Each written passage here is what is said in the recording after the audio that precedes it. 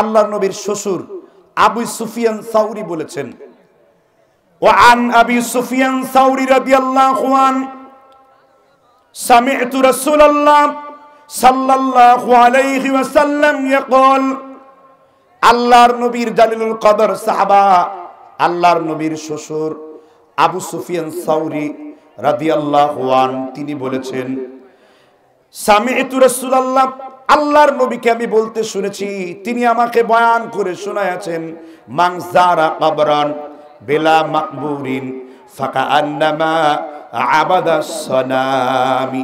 আল্লাহর নবী বলছেন, মান যারা কবরান, কেউ যদি কোনো কবরকে জিয়ারত করলো কিন্তু কবরের ভিতরে কোনো লোক নাই, কোন রকমের লোক নাই, ফুল দিয়ে পুষ্পমাল্য করলো, ফুল দিয়ে তাকে বরণ করলো, নবী বলেছেন ফাকান্নামা আবাদাস সানামি, ওই লোকটা যেন সরাসরি মূর্তি পূজা করলো। কথা কিন্তু হাদিস, ইমানদারদের হৃদয়ে ঢুকবে, আর যারা বেঈমান তারা এগুলোর থেকে কোনো প্রক্ষেপ করবে না। আর বেঈমানদের জন্য এই বক্তব্য করতে বসিনি, নবীজির কথাই স্পষ্ট খাস, মান যারা কবরান বিলা মাকবুরিন ফাকান্নামা আবাদাস সানামি, কেউ যদি কোনো ভুয়া কবর জিয়ারত করলো যার মধ্যে কোনো প্রাণ নেই, প্রাণহীন কোনো কিছুকে ফুল পুষ্প দিয়ে পুষ্পমাল্য করলো, নবী বলেছেন এই লোকটা ফাকাত, এই লোকটা যেন আবাদাস সানামি, সরাসরি মূর্তি পূজারী হয়ে গেল। মূর্তি পূজার এই কাজে কোন রকমের তফাৎ, আমি বলেছি, কে বলছেন? আর এগুলো সমাজে চলছে, আছে না নাই? আরো কিছু বিষয়, কিছুদিন পরে আমার দেশের নর এবং নারীরা কাফের মুশরিকদের অনুকরণে অনুপ্রেরণায় বিভিন্ন দিবস পালন করে। আল্লাহর নবী মুহাম্মদ রাসূলুল্লাহর সাহাবারা বলেছেন, কুল্লু ইবাদাতিন লাম ইয়াতাআব্বাতাহা আসহাবু রাসূলুল্লাহ সাল্লাল্লাহু আলাইহি ওয়াসাল্লাম মাকালান ফাত্তাকুল্লাহ ইয়া মা'শারাল মুসলিমিন ওয়া খুযুত তারিকা মান কানা ক্বাবলাকুম। হুযায়ফা রাদিয়াল্লাহু তাআলা আনহু বলেছেন, তোমরা প্রত্যেকটা ইবাদত করবে আল্লাহর নবীর সাহাবীদের মতন, প্রত্যেকটা আমল করবে আল্লাহর নবীর সাহাবীদের মতন, কারণ আল্লাহর নবীর সাহাবারা পেছনের লোকদের জন্য কোনো কিছুকে তারা বাদ দেন নাই। আল্লাহর নবীর সাহাবারা তোমাদের জন্য কোনো কিছুকে বাদ দেন নাই। আল্লাহর নবী সাল্লাল্লাহু আলাইহি সাল্লাম যা করে গেছেন, সাহাবারা আমাদের আদর্শের নমুনা। এজন্য 2 নাম্বার জাহেলিয়াত নিয়ে আলোচনা করছিলাম। কাফের মুশরিকদের তৈরি করা কোন জাহেলিয়াত আমরা গ্রহণ করব না। রাজি আছি তো ইনশাআল্লাহ? এই যে অনুষ্ঠানগুলোর কথা বললাম, এগুলো থেকে বের হওয়া যাবে তো ইনশাআল্লাহ? এই যে 31st নাইট বললাম, এখান থেকে বের হওয়া যাবে তো ইনশাআল্লাহ? জি। এবার জাহেলিয়াত নাম্বার 3, এবার পারিবারিক কেন্দ্রিক কিছু জাহেলিয়াত নিয়ে আলোচনা করব কিনা? পারিবারিক কেন্দ্রিক জাহেলিয়াত এটা মারাত্মক জাহেলিয়াত, যেহেতু আপনারা সমাজ এবং পরিবার কেন্দ্রিক কিন্তু এখানে লোকজন এসেছেন, তার বাইরে নন, ঠিক না? ঠিক। পারিবারিক কেন্দ্রিক জাহেলিয়াত নিয়ে যখন আমি কথা বলবো, তখন সর্বপ্রথম কথা হবে আমাদের মা বোনদের সম্পর্কে। যেহেতু আমি এই স্টেজে ওঠার পূর্বেই বলা হয়েছে এখানে পুরুষের চাইতে মহিলারা অনেক বেশি হয়েছে। আসলে আমার মা বোনরা ইসলামের পথেই চলতে চায়, ইসলামের সংস্কৃতি চর্চা করতে চায়, কিন্তু তাদেরকে বুঝাবার মতন প্রাণ পুরুষ আমাদের দেশে কম। কারণ স্বামীরা দিনের ক্ষেত্রে দীক্ষা না নিয়ে তারা বাইরে বেশি সময় দেয়, কিন্তু নিজের স্ত্রীর সাথে দিনের মূল বিষয়গুলো নিয়ে কখনো আলাপচারিতায় লিপ্ত হয় না। এই জন্য মহিলাদের মধ্যে জাহালাত বেশি বাসা বাঁধে, ঠিক না? ঠিক। পারিবারিক কেন্দ্রে কিরকম জাহালাত, একটু পরিবার দিকে খেয়াল করুন। আপনি পরিবারে খাবার পরিবেশন করছেন, এক সমাজের মধ্যে ভাসুর, ভাইয়ের বউ, দেবর, ভাবি হামেশাই এক টেবিলের মধ্যে খেতে বসেছে। না দেবরের মধ্যে কোনো ইমানের প্রশ্ন এসেছে, না ভাবির মধ্যে কখনো ইমানের প্রশ্ন এসেছে। তারা মনে করে এটা মনে হয় 100% হালাল, অথচ এই লোকগুলো আমিনের ক্ষেত্রে জোরে আমিন বলে, রফাইদান করার ক্ষেত্রে দুহাত উঁচু করে, এই লোকগুলো পায়ে পায়ে খাত মিলাবার জন্য ব্যতিব্যস্ত থাকে। এই বিষয়গুলোকে নিয়ে তারা যেমন অত্যন্ত সরগরম, কিন্তু এই সমস্তগুলো ইবাদতের ক্ষেত্রে তাদের মধ্যে কিন্তু এই অবস্থা পাওয়া যায় না। তারা এগুলো থেকে একেবারে অথর্ব, মুখ থুবড়ে তারা ঘরের মধ্যে পড়ে আছে। অথচ নবী মুহাম্মদ রাসূলুল্লাহ সাল্লাল্লাহু আলাইহি সাল্লাম দেবরকে ভাবির উদ্দেশ্যে আমার নবী নসিহত করেছেন, আফারো আইতুমুল হামওয়া, তোমরা কি মালাকুল মউতকে দেখতে চাও? হামউল মউত, দেবর হলো ভাসুরের জন্য, ভাসুর হলো ভাইয়ের বোর জন্য সরাসরি মালাকুল মউত। মান কানা ইউমিনু বিল্লাহ ওয়াল ইয়াউমিল আখির, আল্লাহ এবং পরকালকে কেউ যদি বিশ্বাস করে, বেপরদা হয়ে তারা কখনো এক টেবিলে ফ্রি মিক্সিং করে খেতে পারে না। যে খায় সে আল্লাহ এবং তার নবীর সাথে সম্পর্ক রাখে না। ঠিক কিনা বলেন? কিন্তু আপনার সমাজে আছে কিনা এরকম অবস্থা? আপনাদের চামড়ায় এই কথাগুলো প্রবেশ করেছে কিনা? আপনাদের কলবের মধ্যে এই কথাটা প্রবেশ করেছে কিনা? তাহলে আপনার মাহফিল সার্থক, তাহলে আপনার মা বোনরা সার্থক। আপনি পর্দা করে, আপনি হাত পা মুখমণ্ডল ইসলামী হিজাব করেও আপনি এই জিনিসগুলোকে আপনি কি করতে পারেন? অংশগ্রহণ, পার্টিসিপেট করতে পারেন। আসলে মূল দুষ্টা পর্দার নয়, মূল দুষ্টা সমাজের নয়, মূল দুষ্টা হলো আপনি ব্যক্তি মানুষের, আপনার ঈমান আপনার আখিরাতমূলক তৈরি হয়নি, আপনার চোখ আখিরাতের জন্য তৈরি হয়নি, আপনি নিজেকে আল্লাহর ভয়ের জন্য মান উন্নয়ন করতে পারেননি। যেই দিন আপনি নিজেকে চেঞ্জ করতে পারবেন, সেই দিন অবশ্যই আপনার মান উন্নয়ন হবে। আগে নিজেকে বদলান, তারপর সমাজ বদলে যাবে। আগে নিজের চরিত্রকে গঠন করুন, আপনার পরিবার দেখবেন সুন্দর চরিত্র গঠন হয়ে যাবে। আমি কি বুঝাইতে পেরেছি আপনাদেরকে? আমি এই কথাগুলো কেন বলছি? পারিবারিক জীবনে ইসলামের হিজাব একেবারেই নাই, ঠিক না? একজন সাহাবার নাম বলুন, যেই সাহাবা আল্লাহর নবী 40 বার আল্লাহর আকাশ থেকে আল্লাহ রাব্বুল আলামিন 40টা সিদ্ধান্ত ওই সাহাবার অনুযায়ী আল্লাহ দিয়েছেন। সেই সাহাবার নাম কি?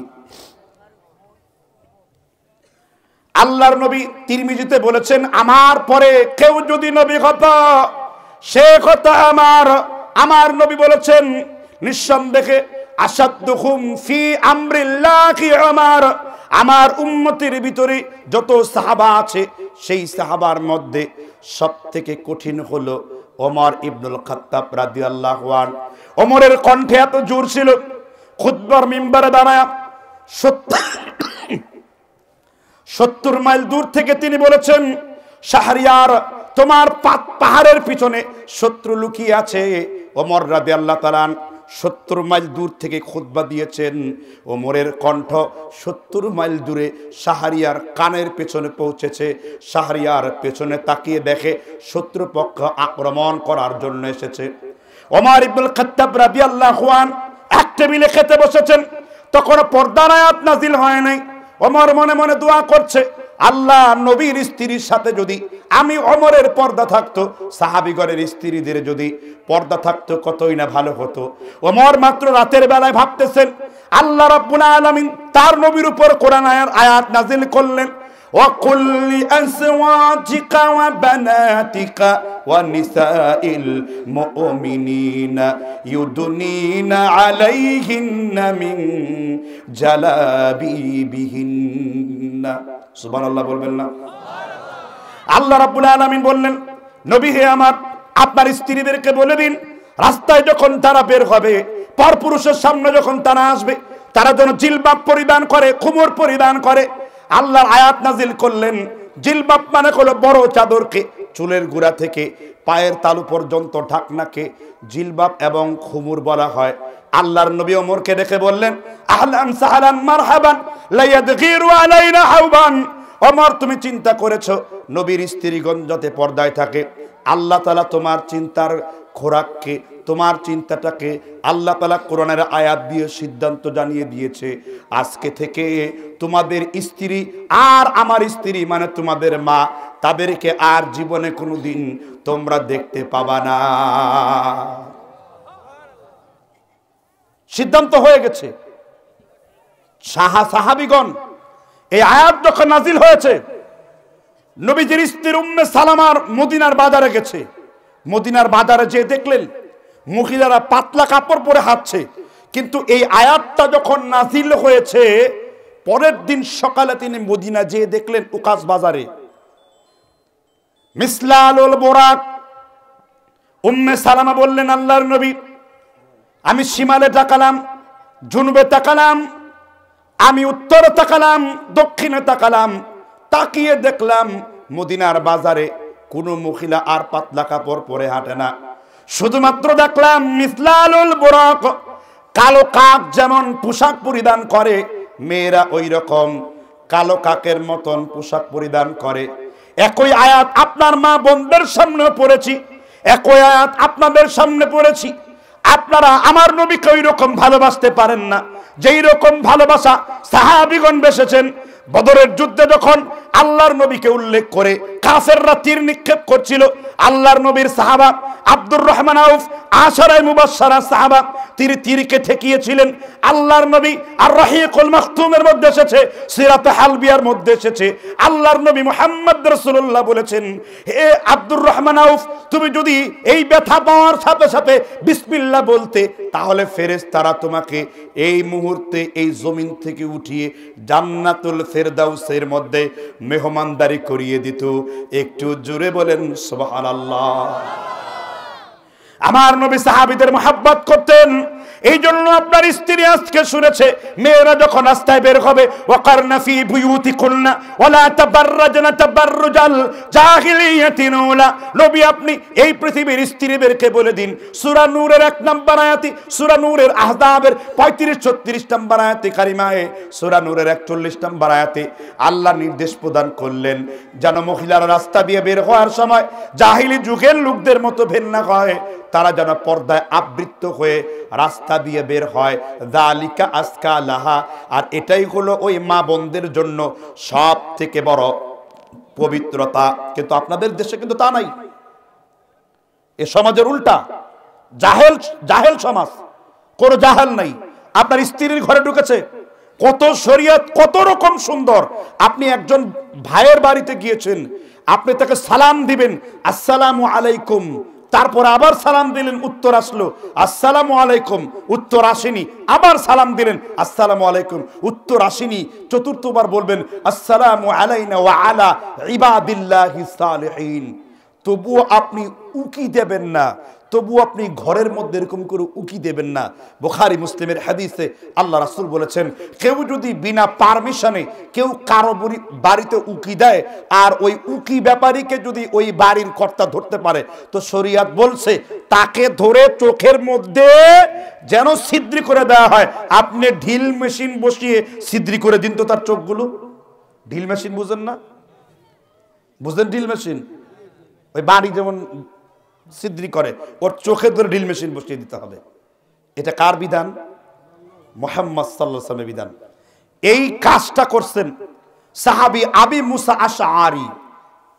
তিনি 3 বার সালাম দিয়ে রাস্তার মধ্যে আসছিলেন। ওমরের সাথে দেখা, মুসলিম শরীফের রাওয়াত। এছাড়া হাদিসটি ইমাম নববী রাহমাতুল্লাহ আলাইহি শারহে মুসলিমের মধ্যে এনেছেন 3061 নম্বরে শিষ্টাচার অধ্যায়ে। যেহেতু মুসলিমের সত্য উত্তীর্ণ হাদিস সহিহ, কোনো সন্দেহ নাই। ওমর বলছেন, আমাকে ডাকার পরে তুমি বাড়িতে অবস্থান করলে না কেন? বলছেন, আমি আল্লাহর নবীকে বলতে শুনেছি, আমি কারো বাড়িতে যেয়ে যদি 3 বার সালাম দেওয়ার পরে উত্তর না আসে, তাহলে ওই স্থানটা পরিত্যাগ করার জন্য। এবার ওমর রাদিয়াল্লাহু তাআলা আনহু তার কাছে এই কথার দলিল চাইলেন, তুমি আমাকে দেখাতে পারবে, সাক্ষী দাঁড় করাতে পারবে যে এই কথাটা আল্লাহর নবী বলেছেন? আল্লাহে, আল্লাহর কসম, লা উজি আন্না যহরাকা ওয়া আউলা তাতিয়ান্নাক, যদি তুমি এই কথার প্রমাণ পেশ করতে না পারো, আল্লাহর কসম, আমি তোমার দহার, তোমার বাতান, তোমার পিঠ আমি চামড়া তুলে ফেলবো, তোমাকে শুলে চড়াবো, তোমার বুড়িকে আমি খোঁচা দিয়ে দুনিয়া থেকে বিদায় করে দেব। সাহাবীদের মধ্যে সবথেকে বড় আলেম উবাই ইবনে কাব সেখানে উপস্থিত থেকে বলেছেন, ওমর ইবনুল খাত্তাব রাদিয়াল্লাহু আনহু আল্লাহর নবীর সাহাবীদের ব্যাপারে ওমর আপনি এত কঠোর হয়েন না। আল্লাহর নবীর সাহাবারা আল্লাহর নবীর কাছ থেকে কোনো হাদিস না শুনে তারা কখনো বর্ণনা করে না। আমি উবাই ইবনে কাব আমি নিজেও শুনেছি আল্লাহর নবী বলেছেন কোন বাড়িতে যদি 3 বার সালাম দেওয়ার পর যদি উত্তর না আসে ওই বাড়িতে উকি না দিয়ে সেজন্য ওইখান থেকে পরিত্যাগ করে। কিন্তু এবার যে জাহেল লোকটা দেখবেন বাড়িতে এসে ডাকে অমুকের নাম, কিন্তু শব্দ না পেলেই ফাট করে ঘরের মধ্যে ঢুকে পড়ে। আপনাদের এলাকা আছে এগুলা? শাস্তি দিলে কি তার চোখে ডিল মেশিন দিয়ে ছিদ্রি করে দেওয়া। আপনি তো কিছুই করতে পারছেন না, নিজেদেরকে শরিয়াতের পুরো পাবন্দি হিসেবে দাবি করছেন। এই জাহিলিয়াত গুলো দূর করা উচিত নয়? এরপর পারিবারিক আরো কিছু জাহিলিয়াত হলো। বাচ্চা বড় হয়েছে, বাচ্চার পোশাকের দিকে খেয়াল রাখতে হবে। ছবি সম্বলিত পোশাক বাচ্চাকে পরান কেন আপনি? ছবি সম্বলিত পোশাক বাচ্চার গায়ে থাকবে কেন? মিউজিক সম্বলিত খেলনা বাচ্চাকে দেবেন কেন আপনি? আপনি পারিবারিক ইসলাম বুঝেন নাই। 10 মাস 10 দিন সন্তান জন্ম দিলে আপনি বাপ হতে পারবেন না, মা হতে পারবেন না। আপনি মাসের পর মাস নর্থ সাউথ ইউনিভার্সিটিতে পড়িয়েছেন, আমেরিকান ইন্টারন্যাশনাল ইউনিভার্সিটিতে বিবিএমবিএ করিয়েছেন, কিংবা অস্ট্রেলিয়ার হার্ভার্ড ইউনিভার্সিটিতে পড়িয়েছেন, কিন্তু আপনি থেকে দিন শিখাননি। আর আমার নবী বলেছেন মুরু আউলাদুকুম ওহুম আবনা সাবঈ সিনিন, যখন 7 বছর হয়েছে তখন তোমরা তাকে কিসের তাগিদ দাও? এই তো মাথাটা আপনাদের খেয়েছে। হাদিস যখন শুধুমাত্র পড়েন এর বাহ্যিক অর্থ গ্রহণ করেন। মুহাদ্দিসিনগণ বলেছেন এই 7 বছর হলে শুধু নামাজের ট্রেনিং নয়, 7 বছর হলে পরে তাকে দ্বীনের ট্রেনিং দেওয়া এই হাদিসের উদ্দেশ্য। যেহেতু as-সালাতু ইমাদুদ দ্বীন, সালাত যেহেতু দ্বীন, রাসূল উদাহরণ দিয়েছেন আর উম্মত বুঝলো কি? যেহেতু হাদিস নিজে পড়ে মুফতি হয়। হাদিস পড়ার সাথে সাথে এর শারহীন ব্যাখ্যাকাররা কি ব্যাখ্যা করেছেন, আল্লামা কাস্তালানি, বদরউদ্দিন আইনি উমদাতুল কারিতে, এবং আনোয়ার শাহ কাশ্মীরি ফাইজুল বারিতে, এবং আল্লামা নাসরুদ্দিন আলবানী রাহিমাহুল্লাহ সিলসিলা সহিহার ব্যাখ্যায় তিনি বলেছেন এই যে মুরু আউলাদুকুম ওহুম আবনা সাবঈ সিনিন, এই হাদিসের মূল ব্যাখ্যা হলো সন্তানকে দ্বীন শিখানো, দ্বীন শিখানো, শুধু নামাজ নয়। এই জন্য কারণ রাসূল অন্য জায়গায় বলেছেন as-salatu ইমাদুদ্দিন, সালাত হলো দ্বীনের কি মৌলিক জিনিস, মৌলিক the fundamental items, fundamental idol সালাত। কিন্তু হাদিস বুঝলো একরকম আর বললো আর একরকম। এই জন্য হাদিস পড়ার সাথে সাথে হাদিসের বিজ্ঞানীদেরকে হাদিসগুলো জানা দরকার। একজন মুহাদ্দিসের কাছে জিজ্ঞেস করা দরকার যে হাদিসটি যে পড়ছি এর মাফহুম কি, এর বুঝ কি। পড়লেন একটা অর্থ আরেকটা হয়। আর একটু উদাহরণ দিই। আল্লাহর নবী বলেছেন বুখারীর 623 নম্বর হাদিস, ওয়ান বুরাইদা রাদিয়াল্লাহু আন আনিন নবী সাল্লাল্লাহু আলাইহি ওয়াসাল্লাম, বুরাইদা রাদিয়াল্লাহু তাআলা আনহু বলেছেন আল্লাহর নবী বলেছেন মান তারাকা সালাতিল আসর ফাকাদ হাবিতা আমালুহু, যে ব্যক্তি আসর নামাজকে ছেড়ে দিল সে যেন তার গোটা জীবনের সমগ্র আমলগুলোকে নষ্ট করে দিল। যে ব্যক্তি আসর নামাজ ছেড়ে দিল ফাকাদ হাবিতা আমালুহু, সে যেন গোটা জীবনের আমলকে কি করে দিল? নষ্ট করে দিল। গোটা জীবনের আমল। কোন কিতাবের হাদিস? তাহলে বিয়ে একটা আমল, বিয়ে কি হয়ে গেল? নষ্ট হয়ে গেল।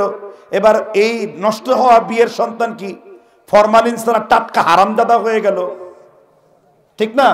যত রাসূল বলেছেন মান তারাকা সালাতিল আসর ফাকাদ হাবিতা আমালুহু, যে ব্যক্তি ইচ্ছাকৃতভাবে শুধু আসরের নামাজ ছাড়লো সে যেন সব আমল নষ্ট করলো। তাহলে বিয়ে একটা আমল, আমল নষ্ট হলো। হজ একটা আমল, হজ নষ্ট হলো। যাকাত একটা আমল, যাকাত নষ্ট হলো।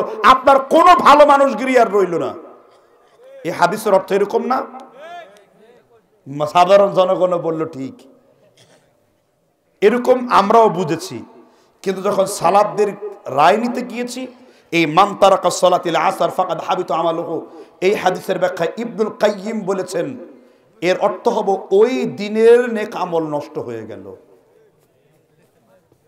ওই দিনের নেক আমল কি হয়ে গেল? নষ্ট হয়ে গেল। তাহলে বুঝলেন হাদিস পড়ে একরকম, তার মাফহুম হলো আরেক রকম। এই জন্য ওই যে গাধা আবু তাহা আদনান, ও বুঝে নাই তো ওইটা, রাসূল আত্মহত্যা করতে গেছে আর তার সাথে সুর তাল মিলিয়েছেন আরো বড় হুজুররা, বুঝে নাই তো হুজুর, না বুঝে ফতোয়া মেরে দিয়েছে নবীজি আত্মহত্যা করতে গেছে। আর ওটা তো বুখারীর হাদিসই না।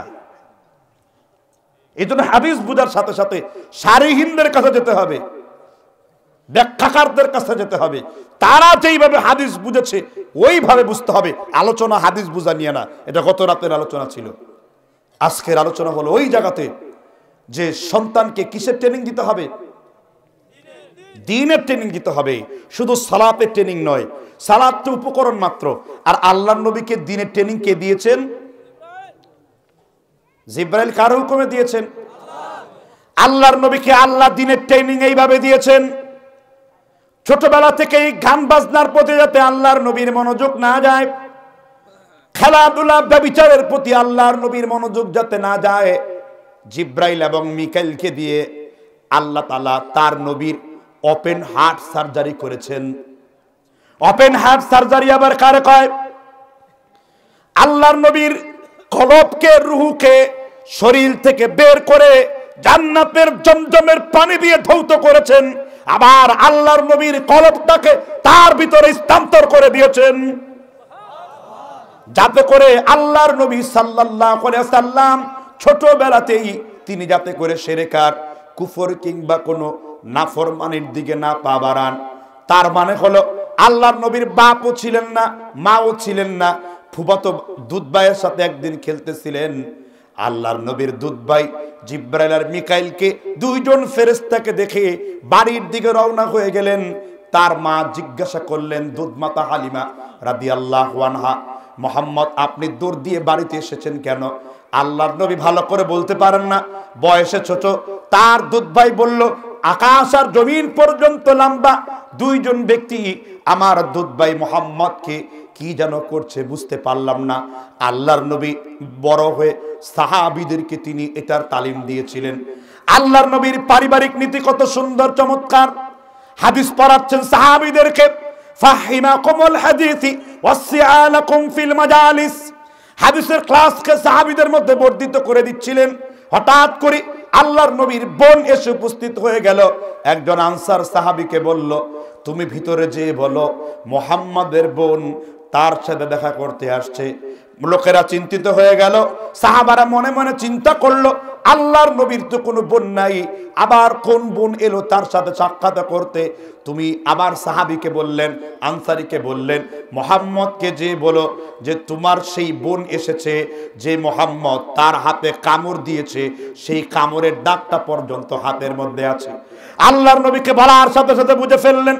আল্লাহর নবী দাঁড়িয়ে গেলেন তার বড় বোনের জন্য। ওটা ছিল হালিমার কন্যা দুধ মাতা। আল্লাহর নবী তার দুধ বোনকে ডেকে বললেন, দুধ বোন হে আমার। আল্লাহর নবী যেই কুরসির মধ্যে যেই জায়গায় বসে হাদিস পড়াচ্ছিলেন, দুধ বোনকে বসিয়ে দিলেন, নিজের চাদরকে জড়িয়ে দিয়ে বললেন, তুমি আমার কাছে কি চাও আমার বোন? আমি নবী তোমার সব পাওনাগুলোকে মিটিয়ে দেব। তুমি আমার সেই বোন, যেই বোন একত্রিত আম্মা জান হালিমা রাদিয়াল্লাহু আনহার ছাউনির নিচে বড় হয়েছি। আমি আল্লাহর নবী আমার বোনকে সম্মান করব, দুনিয়ার কোন ব্যক্তি আমাকে বাধা প্রদান করবে না। কি বুঝলেন? দুধ বোনের প্রতি রাসূলুল্লাহর মর্যাদা। আর নিজের বোনকে সম্পত্তি ঠকিয়েছেন, আপনি জাহান্নামে ঢুকবেন, কোনো সন্দেহ নাই। শরীয়তের মাসালা কি জানো মিয়া তুমি? তোমার বাপ মরে গেছে, বাপকে কবরে ঢুকার পূর্বে আগে জমিন বন্টন হবে, আগে ওয়ারিশ বন্টন হবে। তোমার ভাই কতটুকু পাবে, তোমার বোন কতটুকু পাবে, তোমার মা কতটুকু পাবে, এরপর তোমার বাপকে কবরে দিতে হবে। এটা শরীয়তের ফয়সালা, বিধান।